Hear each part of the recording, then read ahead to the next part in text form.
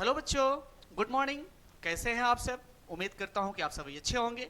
मैं अमरिंदर सर आप सबको अपने एकेडमी वेवरेट्स एकेडमी में स्वागत करता हूं। ठीक है, आज से हम आपको केमिस्ट्री का कुछ ऑब्जेक्टिव देने वाले हैं जो आपके बोर्ड पर्पज से काफ़ी इफेक्टिव होगा और ये आपके बोर्ड के लिए काफ़ी इंपॉर्टेंट होगा। ठीक है, तो आप लोग थोड़ा सा केयरफुली इस वीडियो को देखिएगा, जिससे आपके क्या होंगे कि जो ऑब्जेक्टिव है वो ऑब्जेक्टिव केमिस्ट्री का आपके लिए बहुत फायदेमंद होने वाला है और मैं इसी को लेकर के अपने चैनल पे उपस्थित हूँ। तो आप सभी से रिक्वेस्ट है कि मेरे जो न्यू चैनल है, इस चैनल को अगर अच्छे है तो कृपया करके सब्सक्राइब कीजिएगा और इस वीडियो को शेयर जरूर कीजिएगा। ठीक है, तो मैं आप लोग को चलता हूं अपने चैप्टर जो है, उस चैप्टर के हिसाब से आपको अपने केमिस्ट्री का ऑब्जेक्टिव बताने चल रहे हैं। तो कृपया केयरफुली हमारी बातों को ध्यान दीजिएगा और मेरे ऑब्जेक्टिव पे केयर कीजिएगा। ठीक है, जैसे आप लोगों को पता है कि आपकी केमिस्ट्री है, केमिस्ट्री में बहुत सारे ऑब्जेक्टिव पूछे जाते हैं। अभी इस साल सेशन के है जिसमें आपसे डबल ऑप्शन किए जाएंगे। उस डबल ऑप्शन को क्या करना है, थोड़ा सा केयरफुली देख करके, और हमको मात्र उसके 50% को ही सोल्व करना है। यानी जैसे 70 क्वेश्चन है तो 35 क्वेश्चन को हमको टच करना है, 35 क्वेश्चन को अपने अनुसार छोड़ देना है, जो हमको अच्छा लगे उसको कर लेना है। क्योंकि मुझे आवश्यकता है सिर्फ मार्क्स की। मार्क्स अच्छा करेंगे तो सब कुछ अच्छा होगा। ठीक है, तो आइए अब शुरुआत करते हैं और देखते हैं अपने ऑब्जेक्टिव नंबर 1। ऑब्जेक्टिव जो आपके सॉल्यूशन चैप्टर से है। किस चैप्टर से भैया? सॉल्यूशन चैप्टर से। सॉल्यूशन चैप्टर को थोड़ा सा केयरफुली आप लोग पढ़े भी होंगे कि सॉल्यूशन होता क्या है। तो सॉल्यूशन को जानने से पहले आपको जानना पड़ता है मिक्सचर। मिक्सचर यानी कि मिश्रण। तो जैसे आप लोग जानते हैं कि जब दो या दो से अधिक सब्सटेंस को एक साथ कंबाइन करते हो तो कोई न्यू सब्सटेंस का फॉर्मेशन होता है। वो सब्सटेंस क्या हो सकता है? होमोजीनियस भी हो सकता है और हेट्रोजीनियस भी हो सकता है। तो केयरफुली ये देखना है कि आखिर हम सॉल्यूशन कहते किसको हैं, होमोजीनियस को या फिर हेट्रोजीनियस को। तो कहता क्या है कि जो मेरा सॉल्यूशन होता है ये आपका एक होमोजीनियस मिक्सचर होता है। ठीक है, तो होमोजीनियस मिक्सचर जब दो या दो से अधिक सब्सटेंस एक साथ मिलते हैं तो होमोजीनियस मिक्सचर का फॉर्मेशन करते हैं और उस होमोजीनियस मिक्सचर को हम लोग सॉल्यूशन कहते हैं। ओके, तो जरा ध्यान देते हैं होमोजीनियस मिक्सचर। ठीक है, तो यहाँ पे जैसे आप लोग हम लोग देखें हमारा क्वेश्चन दिया हुआ है, क्वेश्चन 1 जैसे कह रहा है कि an example of colligative properties, an example of colligative property of A solution. ठीक है, यानी कि सॉल्यूशन के कॉलिगेटिव प्रॉपर्टी का कौन सा इसमें जो ऑप्शन है वो चलेगा। ठीक है, तो जैसे आप लोग को पता है कि मेरा जो कॉलिगेटिव प्रॉपर्टीज होता है भैया वो 4 टाइप का होता है। कितने टाइप का होता है? 4 टाइप का, जिसमें फर्स्ट में आप लोग बोलते होंगे RLVP, RLVP यानी कि इसका पूरा नाम होता है relative lowering in vapour pressure. क्या होता है भैया? Relative lowering in vapour pressure. दूसरा होता है आपका elevation of boiling point, elevation of boiling point, जिसको हम लोग डेल्टा टीवी से डिनोट करते हैं। किससे डिनोट करते हैं? डेल्टा टीवी से। फिर थर्ड मेरा आता है डिप्रेशन ऑफ फ्रीजिंग पॉइंट, जिसको हम लोग लिखते हैं डेल्टा टीएफ से। किस चीज से लिखते हैं भैया? डेल्टा टीएफ से। और एक लास्ट होता है मेरा फोर्थ में, वो होता है ओस्मोटिक प्रेशर। क्या होता है? Osmotic pressure. और उस ओस्मोटिक प्रेशर को हम लोग पाई से डिनोट करते हैं। किस चीज से डिनोट करते हैं? पाई से डिनोट करते हैं। यानी कि मेरा कॉलिगेटिव प्रॉपर्टी 4 टाइप का है। तो अब जरा ध्यान दीजिए, इन चारों में से देखिए कि यहां कह रहा है कि an example of colligative properties. तो यहां देखिए हम बोले थे कि एक होता है elevation of boiling point, elevation of boiling point, जिसको डेल्टा टीवी से लिखते हैं। तो यहां जरा ऑप्शन में देखा जाए तो ए में है density, that's are not correct. B में है आपका mass, that are not correct. लेकिन सी में हम देख रहे हैं दिया हुआ है एलिवेशन ऑफ बॉइलिंग पॉइंट यानी कि डेल्टा टीवी। यानी कि डेल्टा टीवी जो होता है ये मेरा एक प्रकार का कॉलिगेटिव प्रॉपर्टी होता है। यानी कि मेरा जो ऑप्शन सी है वो करेक्ट ऑप्शन है।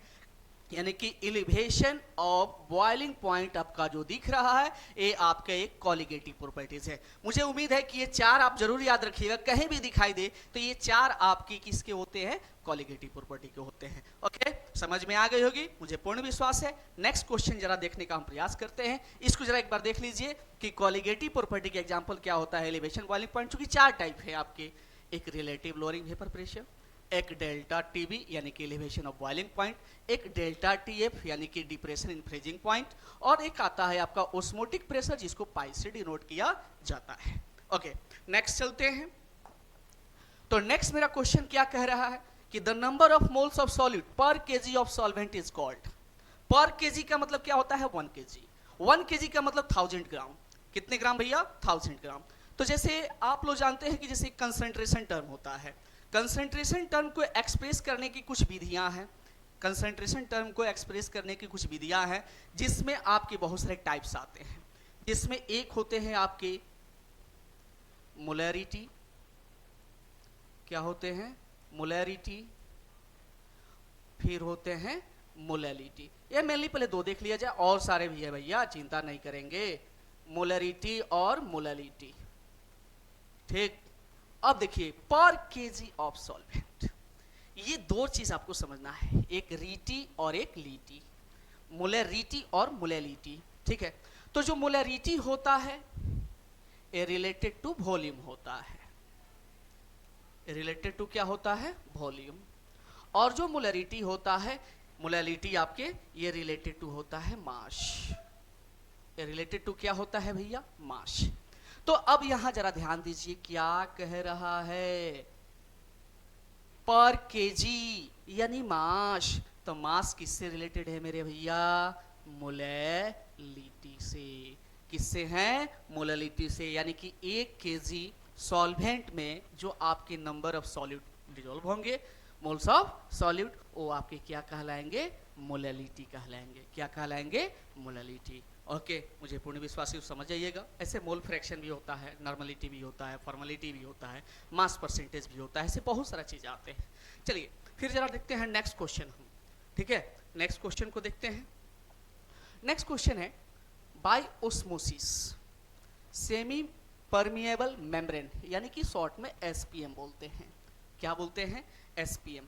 अभी क्या है, तो एसपीएम देखिए, एसपीएम जो होता है एक टाइप का मेम्ब्रेन है, यानी झिल्ली है, और इस मेम्ब्रेन का क्या होता है कि एक स्पेशल टाइप के पार्टिकल्स को सिर्फ पास करता है, एक स्पेशल टाइप के पार्टिकल को पास करता है, और इसका काम क्या है कि सिर्फ और सिर्फ ये सॉल्वेंट मॉलिक्यूल को अपने से पास होने देता है, बाकी को ये पास नहीं होने देता है।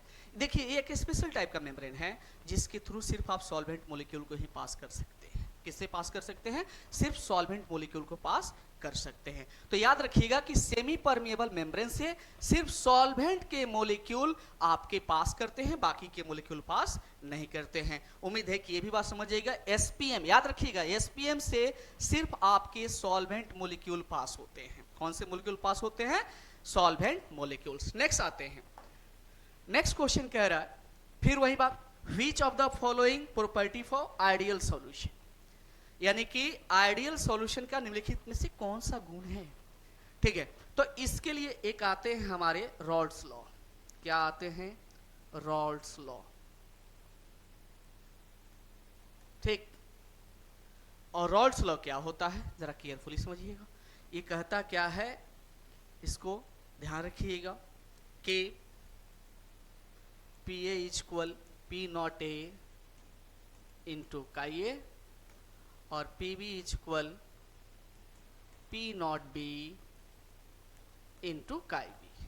ओके, अब यहां पे कहता क्या है आइडियल सॉल्यूशन की, तो ऐसे जाओगे तो रॉल्स लॉ के बेसिस के आधार पे दो टाइप के सॉल्यूशन होते हैं। रॉल्स लॉ के आधार पे दो टाइप के सॉल्यूशन होते हैं, एक आपकी चर्चा की है आइडियल और एक होता है आपका नॉन आइडियल। नॉन आइडियल, एक आइडियल और एक आपका नॉन आइडियल सॉल्यूशन। अब जरा ध्यान दीजिए, जब P A equal P not A into chi A, P B equal to P not B into chi B, this means this is the ideal. और जब P A not equal to P not B into chi B, sorry P not A into chi A और P B not equal P not B into chi B. बात समझ में आ गई, यानी कि इससे क्लियर है, जब ये क्या करेगा कि रॉल्स लॉ को फॉलो करेगा, ऑवेज करेगा, तो आपके आइडियल होंगे, और जब उसको फॉलो या ओवेज नहीं करेंगे तो वो आपके होंगे नॉन आइडियल। यानी कि यहाँ पे कह रहा है कि आइडियल कौन सा है, तो जो रॉल्स लॉ को फॉलो करे, यानी कि ओबेज रॉल्स लॉ, यानी कि जो रॉल्स लॉ का क्या करे भैया, फॉलो करे, वो आपके होते हैं आइडियल सॉल्यूशन। दिस मींस मेरा ऑप्शन ए जो है वो करेक्ट ऑप्शन है। ऑप्शन ए मेरा क्या है, करेक्ट ऑप्शन। याद रखिएगा कि दो टाइप का, रॉल्स लॉ के आधार पे दो टाइप का सॉल्यूशन, एक आइडियल सॉल्यूशन और एक आपका नॉन आइडियल सॉल्यूशन। तो जो रॉल्स लॉ को फॉलो करेगा वो आइडियल होगा, और जो फॉलो नहीं करेगा वो आपका नॉन आइडियल होगा। क्या होगा भैया, नॉन आइडियल सॉल्यूशन होगा। ठीक, मुझे उम्मीद है कि ये भी क्वेश्चन आपको समझ में आ गई होगी। नेक्स्ट क्वेश्चन जरा करने का प्रयास करते हैं। ठीक, नेक्स्ट क्वेश्चन कह रहा है कि व्हिच ऑफ द फॉलोइंग, फिर क्वेश्चन वही कॉलिगेटिव प्रॉपर्टीज भैया। तो कितने टाइप के कॉलिगेटिव, चार टाइप के। कितने टाइप के, चार टाइप के कॉलिगेटिव प्रॉपर्टीज। उसमें से देख लीजिए कौन सा है। तो भाई फर्स्ट टाइम हमको दिखाई दे रहा है कि फोर्थ नंबर कॉलिगेटिव, यानी ऑस्मोटिक प्रेशर, यानी कि जो पाई होता है, ठीक, यही गुण आपका होता है ऑस्मोटिक प्रेशर का, सॉरी कॉलिगेटिव प्रॉपर्टीज का। तो कॉलिगेटिव प्रॉपर्टी यानी कि इसमें से कोई नहीं है, सिर्फ आपका कौन सा है, वो है ऑस्मोटिक प्रेशर, पाई, और ये ऑप्शन ए मेरा सही ऑप्शन है। ऑप्शन ए मेरा क्या है, सही ऑप्शन। चूंकि कॉलिगेटिव चार टाइप का, relative lowering in vapour pressure, elevation of boiling point, depression of freezing point, और ऑस्मोटिक प्रेशर, क्या होता है, ऑस्मोटिक प्रेशर। नेक्स्ट क्वेश्चन, अगला क्वेश्चन कह रहा है if 2 gram of NaOH present in 200 ml of its solution, its molarity will be। तो जरा ध्यान दिया जाए, क्या कह रहा है कि 2 ग्राम of NaOH is present in 200 ml of its solution, यानी कि देखिए यहां यूनिट क्या है, ml, यहां यूनिट क्या है, ग्राम, यानी कि एक मास एक वॉल्यूम। अब जरा ध्यान देते हैं केयरफुली। तो यहां पे अगर हम इसको सॉल्यूशन करने का प्रयास करते हैं तो सबसे पहला चीज वेट ऑफ NaOH दिया हुआ है, वेट ऑफ NaOH दिया हुआ है भैया 2 ग्राम। ओके, फिर आपका इसका हम क्या करेंगे कि मोलर वेट निकालेंगे। क्या निकालेंगे, मोलर वेट। तो सोडियम का मास 23 होता है, ऑक्सीजन का 16 39 हो गया, एक हाइड्रोजन का हो गया 40 हो गया, यानी 40 ग्राम पर मोल हो गया। कितना हो गया भैया, 40 ग्राम पर मोल। फिर जैसे फिर कह रहा है कि 200 ml ऑफ सॉल्यूशन, यानी कि हमको दिया हुआ है वॉल्यूम ऑफ सॉल्यूशन। क्या दिया है, वॉल्यूम ऑफ सॉल्यूशन कितना दिया है, 200 मिलीलीटर, 200 मिलीलीटर। अब 200 मिलीलीटर वॉल्यूम दिया हुआ है, तो इसको क्या कीजिए, सबसे पहले इसको लीटर में चेंज कर दीजिए। तो लीटर में चेंज करेंगे तो 200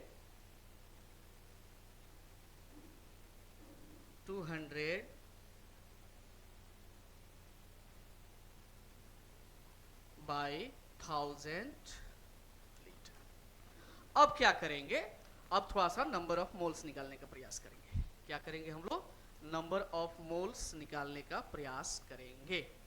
ठीक, तो नंबर ऑफ मोल्स यानी कि n, ठीक, तो n होता है given mass by molar mass. तो चलिए, गिवन मास हमको कितना है, 2 ग्राम, और मोलर मास कितना मिला हमको, 40 ग्राम।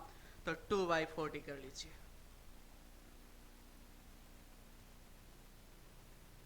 2/40 मोल, यानी 1/20 मोल, 1/20 मोल। अब निकल गया। अब हम जानते हैं कि थोड़ा सा मोलरिटी का फॉर्मूला। तो मोलरिटी बराबर होता है moles of solute, moles of solute by volume of solution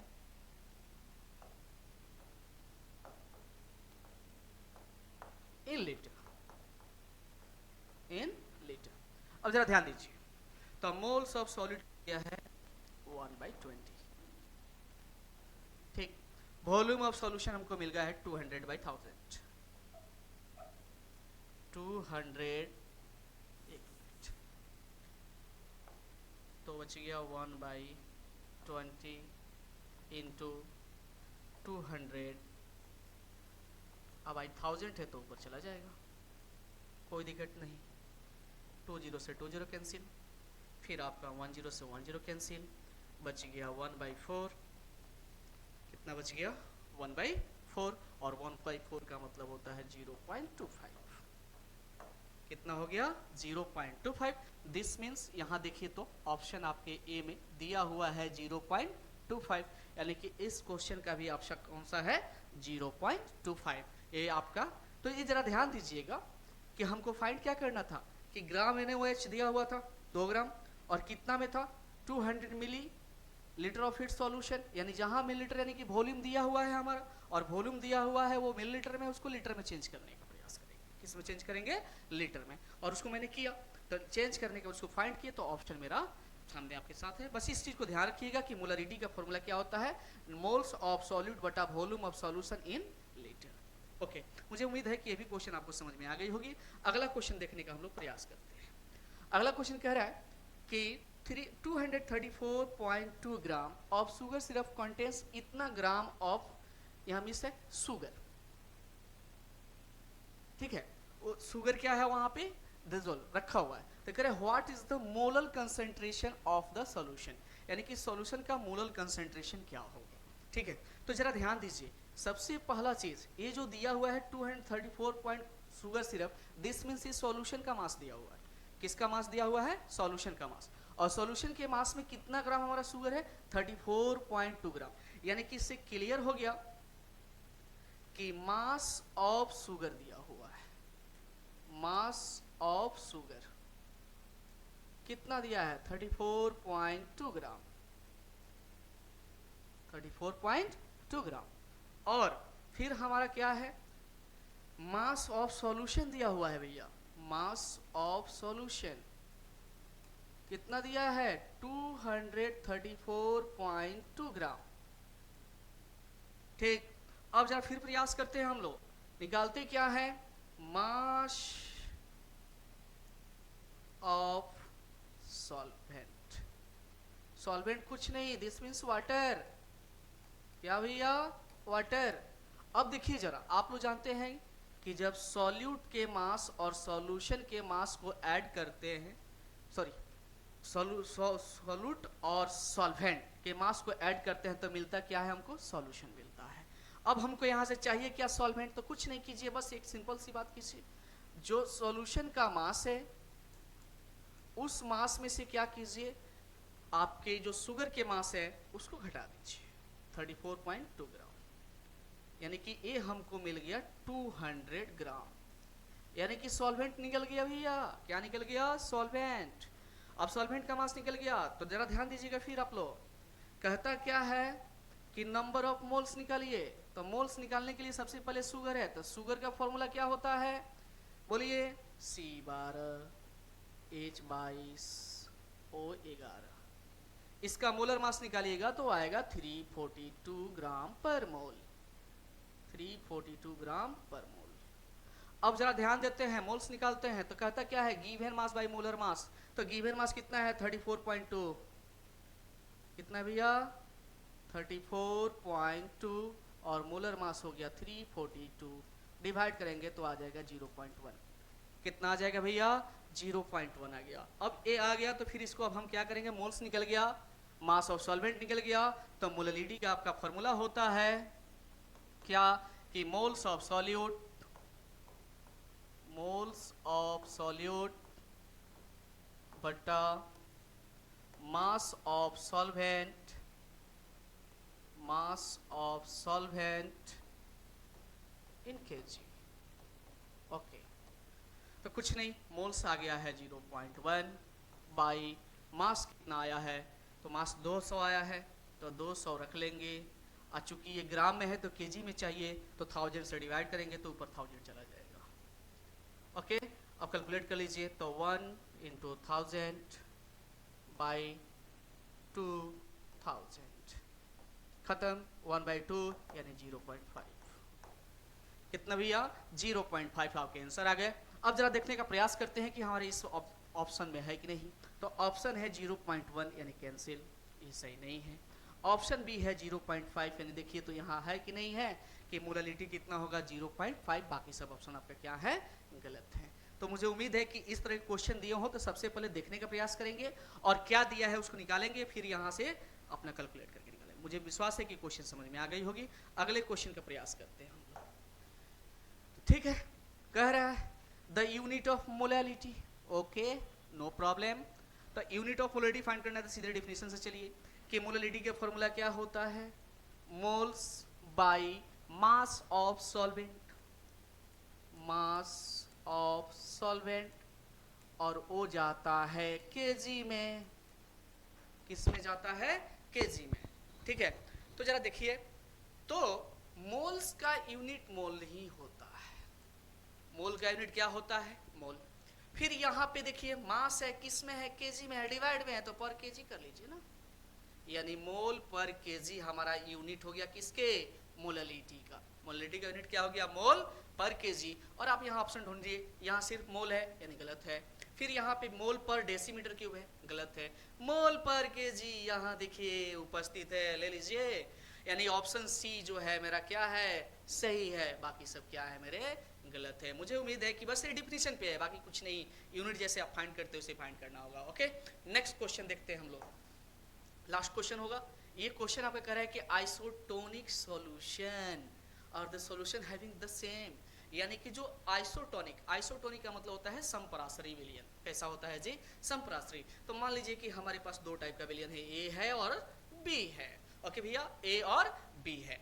तो कह रहा है कि ये ए और बी कब आइसोटोनिक होगा, बस कुछ नहीं, कॉलिगेटिव प्रॉपर्टी याद कीजिए। और कॉलिगेटिव प्रॉपर्टी का चौथा ऑप्शन, यानी कि कौन सा, ओस्मोटिक प्रेशर भैया। तो ओस्मोटिक प्रेशर में कहता क्या है कि जब सॉल्यूशन ए का ओस्मोटिक प्रेशर और सॉल्यूशन बी का ओस्मोटिक प्रेशर आपस में क्या हो जाए, इक्वल हो जाए, तो वो होते हैं आइसोटोनिक सॉल्यूशन। यानी कि दो सॉल्यूशन का जब ओस्मोटिक प्रेशर आपस में इक्वल होते हैं तो वो हमारे कहलाते हैं आइसोटोनिक। यानी कि देखिए ऑप्शन सी में ओस्मोटिक प्रेशर दिया हुआ है कि जब ओस्मोटिक प्रेशर क्या होगा, सेम होगा, तो उसको हम लोग क्या बोलेंगे, आइसोटोनिक सॉल्यूशन कहेंगे। तो ये रही बात आपकी, ये ऑब्जेक्टिव रहे। फिर आप लोग से मैं उम्मीद करता हूं कि इसको ध्यान में रख करके नेक्स्ट वीडियो में आएंगे और इससे आगे क्वेश्चन लेके चलेंगे। आप लोग से इतना ही है रिक्वेस्ट कि आप लोग मेरे चैनल को सब्सक्राइब कीजिए और कृपया करके इसको शेयर कीजिए ताकि और भी बच्चे इसका अपना बेनिफिट ले सके। इसके लिए बहुत बहुत धन्यवाद। आप लोग का सहयोग और सपोर्ट चाहिए जिससे हम लोग आगे बढ़ सके, और उम्मीद है कि आप लोग इसमें जो भी कमियां होगी कमेंट बॉक्स में जरूर बताइएगा कि हाँ कमी क्या रह गई, मैं उसको सुधारने का प्रयास करूंगा और इससे भी बेहतर आपको कॉन्सेप्ट देने का प्रयास करूंगा। Thank you.